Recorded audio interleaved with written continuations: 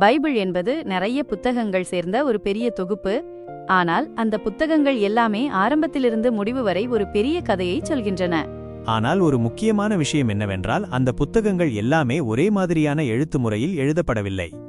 நீ ஒரு புத்தக கடைக்குள் போகிறாய் என்று நினைத்துக் கொள்ளுங்கள்.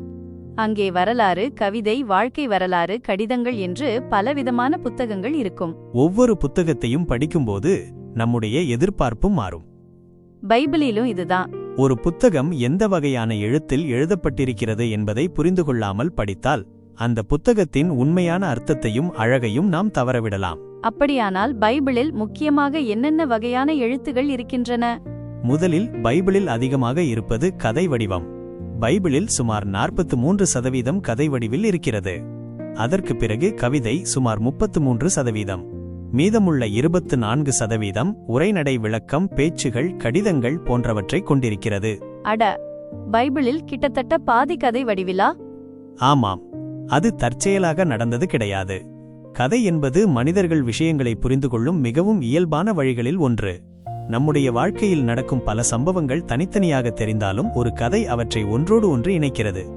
அப்போது அந்த சம்பவங்களுக்கு பின்னால் இருக்கும் அர்த்தத்தையும் நோக்கத்தையும் நாம் புரிந்து கொள்ள ஆரம்பிக்கிறோம். ஒரு நல்ல கதையில் பொதுவாக ஒரு கதாபாத்திரம் ஏதாவது ஒன்றை விரும்பும். அதன் மூலம் எழுத்தாளர் வாழ்க்கையின் பெரிய கேள்விகளை நம்மிடம் கேட்கிறார். நாம் யார்? வாழ்க்கையில் உண்மையில் முக்கியமானது என்ன? அதோடு ஒரு நல்ல கதையில் ஒரு பிரச்சனையும் இருக்கும், ஒரு சவால் இருக்கும். அந்த சவால் நம்முடைய சொந்த வாழ்க்கையை பற்றியும் சிந்திக்க வைக்கும். உலகத்தில் ஏன் இவ்வளவு வலி இருக்கிறது? ஏன் ஏமாற்றங்கள் வருகின்றன? அவற்றை நாம் எப்படி எதிர்கொள்ள வேண்டும்? பொதுவாக ஒரு நல்ல கதை ஒரு முடிவை நோக்கிச் செல்கிறது. அந்த முடிவு நம்முடைய வாழ்க்கைக்கும் நம்பிக்கையை தருகிறது. ஆனால் பைபிளில் வரும் கதாபாத்திரங்களையெல்லாம் நாம் அப்படியே பின்பற்ற வேண்டும் என்று அர்த்தமில்லை. அவர்களில் பலர் குறைகளோடும் தவறுகளோடும் இருந்தார்கள். ஆனால் அவர்களுடைய வாழ்க்கையில் நம்மையே பார்க்க முடியும். அவர்களுடைய தவறுகளை பார்க்கும்போது நம்முடைய வாழ்க்கையையும் நம்முடைய தோல்விகளையும் வேறு ஒரு கோணத்தில் பார்க்க ஆரம்பிக்கிறோம். நமக்கே தெரியாமல் இந்த கதைகள் நம்முடைய சிந்தனையை மாற்றுகின்றன. நாம் உலகத்தையும் மற்றவர்களையும் நம்மையும் பார்க்கும் விதத்தையே மாற்றுகின்றன. பைபிளில் வரலாற்று கதைகள் இருக்கின்றன, உதாரண கதைகள் இருக்கின்றன. மேலும் சுவிசேஷங்களில் இயேசுவின் வாழ்க்கையை சொல்லும் கதைகளும் இருக்கின்றன. அடுத்து கவிதை. உண்மையைச் சொன்னால் பலர் கவிதைகளை அதிகமாக படிப்பதில்லை. ஆனால் பைபிளில் 3 அதிகாரங்களில் 1வது கவிதை வடிவில் இருக்கிறது. கவிதைகள் ஏன் இவ்வளவு முக்கியம்? கவிதைகள் நேரடியாக ஒரு விஷயத்தைச் சொல்வதை விட உருவகங்கள், காட்சிகள் மற்றும் அழகான வார்த்தைகள் மூலம் நம்முடைய கற்பனையையும் உணர்ச்சிகளையும் தூண்டுகின்றன. நம்முடைய சிந்தனையில் சில பழைய பாதைகள் இருக்கும். ஒரே விஷயத்தை எப்போதும் ஒரே விதமாகத்தான் யோசிப்போம். ஆனால் நல்ல கவிதை அந்த பழைய சிந்தனையிலிருந்து நம்மை வெளியே கொண்டு வந்து ஒரு விஷயத்தை புதிய விதமாக பார்க்க வைக்கும்.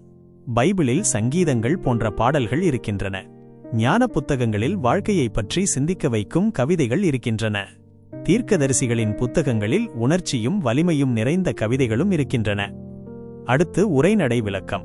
இதில் பேச்சுகள், கடிதங்கள், கருத்து விளக்கங்கள் போன்றவை அடங்கும். இங்கே ஒரு கருத்தை எடுத்துக்கொண்டு அதை படிப்படியாக விளக்குவார்கள். ஒரு விஷயத்தைச் சொல்வார்கள். அது இன்னொரு விஷயத்துடன் எப்படி தொடர்புடையது என்பதை விளக்குவார்கள். அதிலிருந்து என்ன முடிவு வருகிறது என்பதையும் சொல்வார்கள். பிறகு அந்த முடிவின் அடிப்படையில் நாம் என்ன செய்ய வேண்டும் என்பதையும் புரிய வைப்பார்கள். அதாவது காரணங்களை காட்டி நம்மை சிந்திக்க வைக்கிறார்கள். இந்த வகையான எழுத்து நம்மை தர்க்கரீதியாகவும் தெளிவாகவும் சிந்திக்க உதவுகிறது. பைபிளில் சட்டங்களிலும் ஞான இலக்கியங்களிலும் அப்போஸ்தலர்கள் எழுதிய கடிதங்களிலும் இதை பார்க்கலாம்.